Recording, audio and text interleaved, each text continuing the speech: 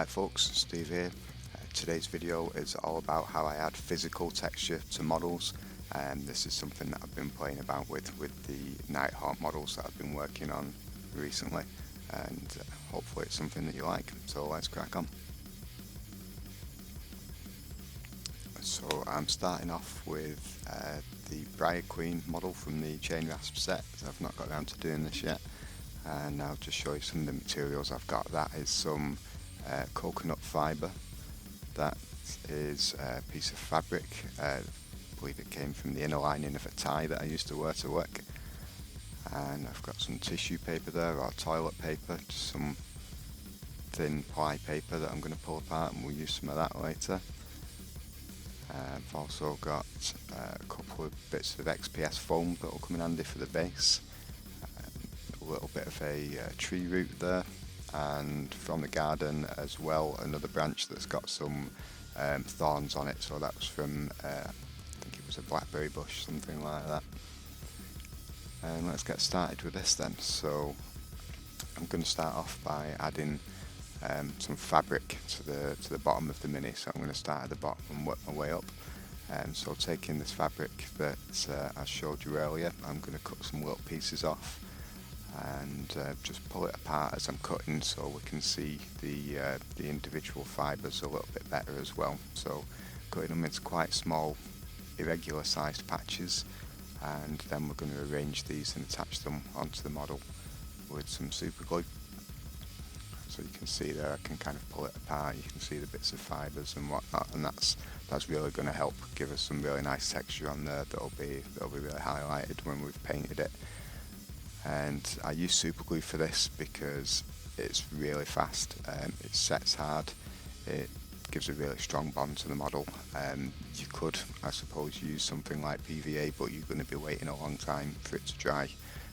You're probably going to have bits of whatever it is you're sticking on there falling off, so I think it's much better to use Superglue. Unfortunately, there is some issues that comes with that, which you'll see in a moment as I've left the footage in so you can see it. But yeah, I'm just going to start near the bottom of the model there and carefully place the first small bit on, and I'm going to gradually build on, working up towards the sort of the middle of the model. I'm doing the, you could call it a skirt, the lower part of the robe, and I'm going to build this up to where the sort of the armour of the torso starts. And yeah, I'm obviously trying to get this bit to stick, and success, it's stuck to my finger, now it's stuck to my other finger, and now it's stuck back to that finger. So yeah, this is the drawback of using Superglue. I've only done this about 30 times, so I'm still yet to find a successful way of doing it without sticking my hands together. So if anyone can think of a good way of doing it, then please let me know in the comments, because I'd be very interested to find out. At the moment, my technique is just to persevere and to put up with having sticky fingers. That sounds really bad. Anyway, so yeah, this is the process. We're just going to keep building these bits on, using my my hobby knife there, whatever you want to call it, to help position the little bits of fabric so that they get where I want them to be. So you see, I'm getting a bit more super glue on. I tend to go back and forth when it comes to the super glue, so I'll get some more on the model, get a few pieces down, and then go over the top with a bit of super glue. I'm not dousing it in it, I'm not absolutely soaking it, because then you're going to lose a lot of the detail, and it just won't look good. But you do want to get enough on so that it's going to, you can manipulate it to the place where you want it to be, and so it's going to also dry hard. It's going to have that protective coating on it, so it's not going to be too much like the original fabric that it was before we put it on. So there we are, adding a few more patches. I'm working round to the side now and sort of putting that so it starts round the back of the model under the cloak, and then fold it over to the front. So sometimes you've just got to be a little bit creative how you position things. Like I said, as long as you start at the bottom and build upwards rather than starting at the top of the model and build downwards, it should look quite natural once it all comes together. I suppose one disadvantage of working with Superglue is it's quite difficult to fix problems. So if you're not happy with the way you've put something, where something sticks, you've got a limited window of time to manoeuvre it about, a bit like what I'm doing there. Otherwise you're going to have a job of trying to cut it off, of trying to remove it with scissors or scraping it away, something like that. You can sometimes get away with just covering it over with another piece. Again, you've just got to be careful that you're not building up too much of just a big lump of fabric where you don't want something, because it might just look a bit weird having a random bulge or whatever. So getting to the point where I'm adding the last few bits, so I've brought it up pretty much as far as I want it to go, because the sort of the armour of the torso starts there at that sort of midpoint of the model. So a bit more Superglue on just to give it that coat, make sure that everything is stuck on tight, because the last thing you want is for something to start peeling off after you've spent all that time doing that. And then just using my craft knife again just to help get the edges of it to match up, to line up with where the armour begins there, just so it's not slapped on top.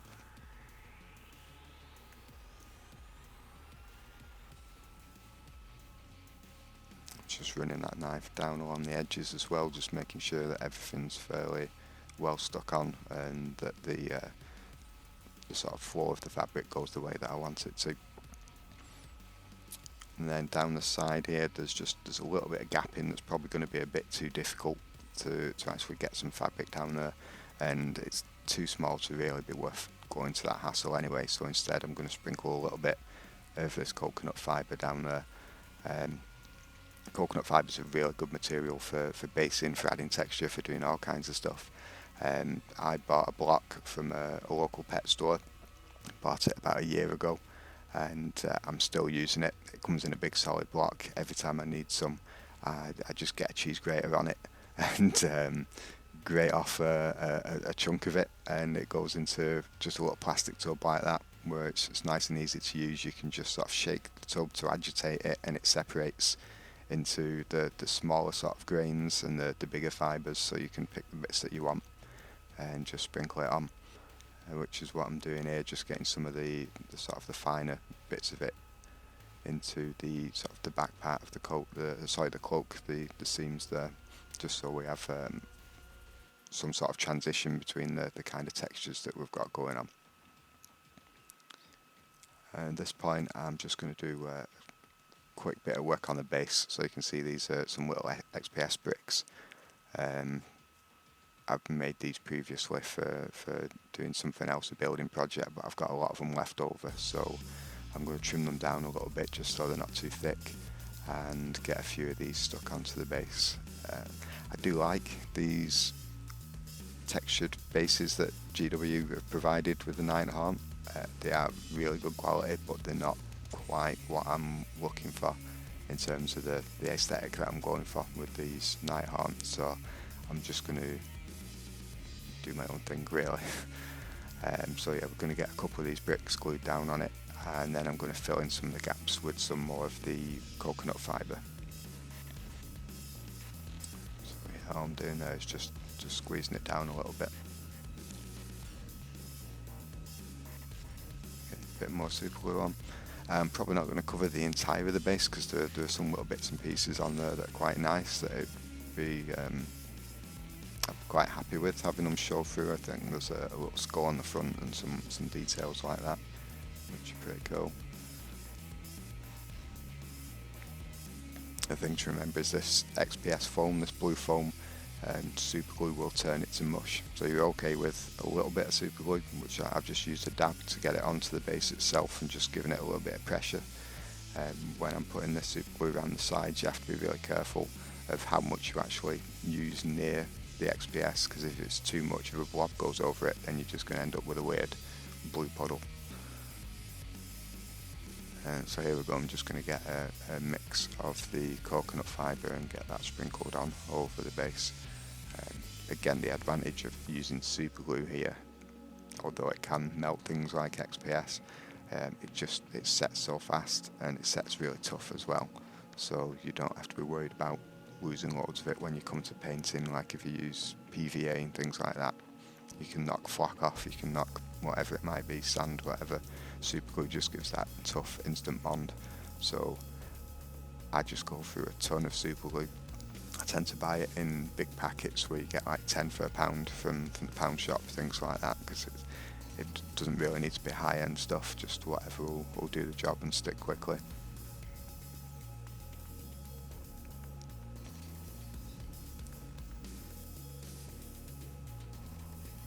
Great shots of my hands there. Just all I'm doing is just pulling a few excess fibres off the base there, ones that are a little bit too big. And there we go. In terms of the base, that's pretty much it. Don't need to do too much with that. Okay, so the next step, this is fun. So here we're going to be getting some of these thorns off and attaching them to the model. You have to be quite cautious at this point, because they do hurt if you stick your finger with them. So this branch is quite dry, it's been sat in a box for a while. I got this a couple of months ago out in my garden, and so I'm going to need to cut it off using this kind of craft blade. So a little pair of scissors just won't do it, so do be careful when you're doing it. Try and cut away from yourself if you can, and try and find a part of the stick that doesn't have thorns on so you can hold on to it, because like I said, if you stab yourselves with these, you know about it, because they're pretty sharp. So here we go, I'm going to get the model and get some of these thorns stuck on. Once again, using Superglue. I've got myself some tweezers to help me pick the thorns up and get them held in the kind of direction that I want them in.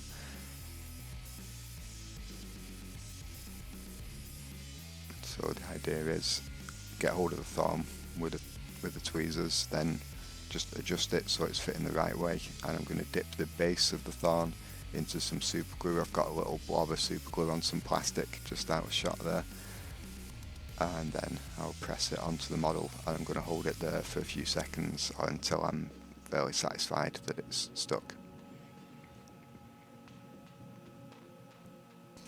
And so in this instance, the thorns are going on the upper part of the miniature, the cape, basically at the back.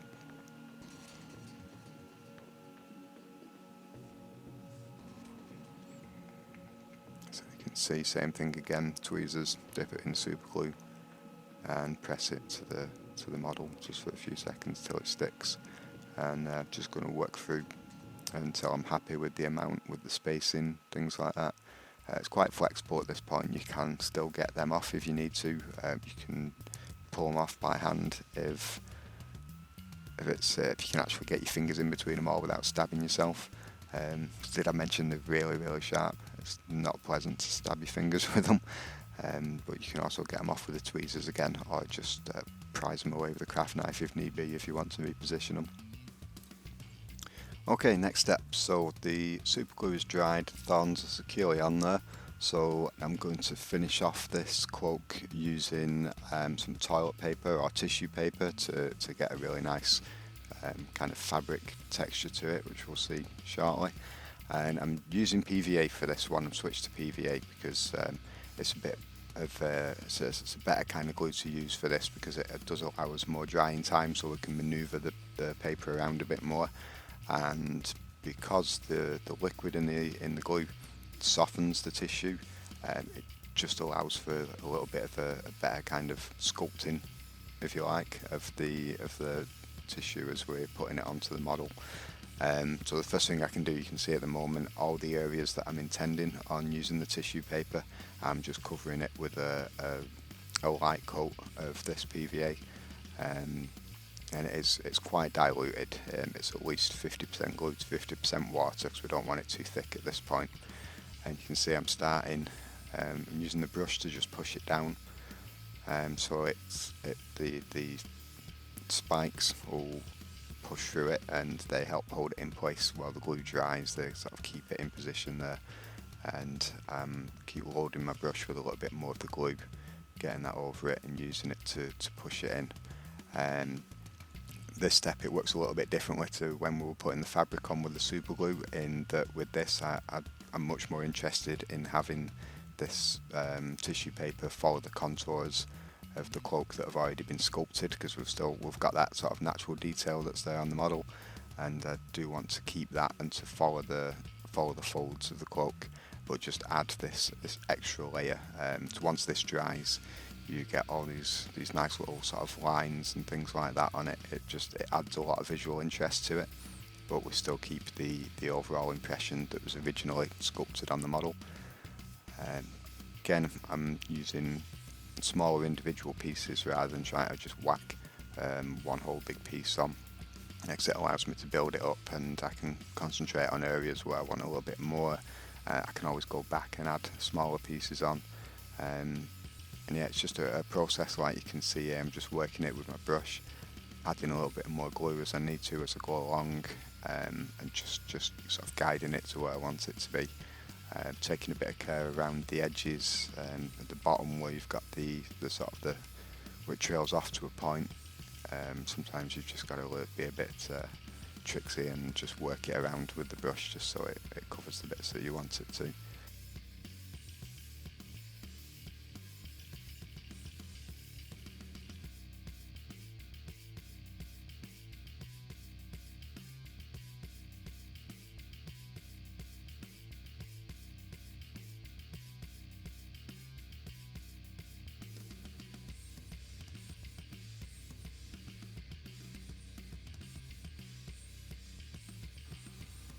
And so here we go, that's that stage done. So all the parts that I want covered with that tissue paper are done, and we'll put that aside and let that dry for a while now. So for this bit, this is where I'm going to add this dried tree root. I do like to include these onto my models. I went quite overboard in the glaive wraiths that you've seen at the beginning of the video, but I really liked how just weird and creepy they looked. Don't want to go quite to that extent on this model. Just want to sort of enhance those kind of vines that are shooting out of her arm. So for that I'm using this like I said, it's a tree root. I normally dig these up just going out for walks, out and about, taking the dog out. Most woods you'll be able to find things like that. Just trimming it down a little bit. It's kind of got a natural movement to it that works really well with this model, which is why I picked this particular root. I've got a box of them. But I'm just going to remove a few of the bits that are sort of sticking out that might get in the way of the model. Just trim it down a little bit, and then what we'll do is attach it with some super glue once I'm happy with it. One thing to be aware of when you're adding something like this is they can be quite fragile and brittle, so the more of these you put on, the more care you need to take when you're handling your models once they're done. Even just at the painting stage as well, it's quite easy to knock off and break things. When I'm painting these, one of the first things that I normally like to do is to give them a solid coat with a really heavy duty primer. I normally get car primers from the pound shop, because they're quite tough when they're dry. If you are interested in seeing how I go about painting these, there is the video that I did as well about how I go about painting the chain rasps. So I'll link to that at the end of the video as well, so you can check that out. And here we go, I'm just getting that stuck in. I'm adding a few extra dots of super glue here and there just to make sure that there's a couple of points of contact. So I glued it mainly from, it was underneath the arm, sort of the armpit, and then across where the palm of the hand is. And good shot of my hand again. But what I'm doing there is just sprinkling again a little bit of the fine coconut powder, coconut fibre, just where some of the glue is, just to help it bond with the plastic, and it'll just, the kind of texture it creates, it'll match in seamlessly with the tree root itself, so it'll look absolutely fine. And there we go, the finished effect of that. So I think it just looks a bit more creepy, a bit more natural. I do like that look. It's something that I've done with the Miramar Banshees that I converted as well. You can see one there. So all the same kind of techniques, all the same kind of materials to do that. And so here we have the finished Briar Queen model. I hope you've enjoyed watching this. If you did, please like and subscribe. and also check out the video that I did about how I paint chain rasps once I've put all this additional physical texture on them. Thanks very much, see you next time.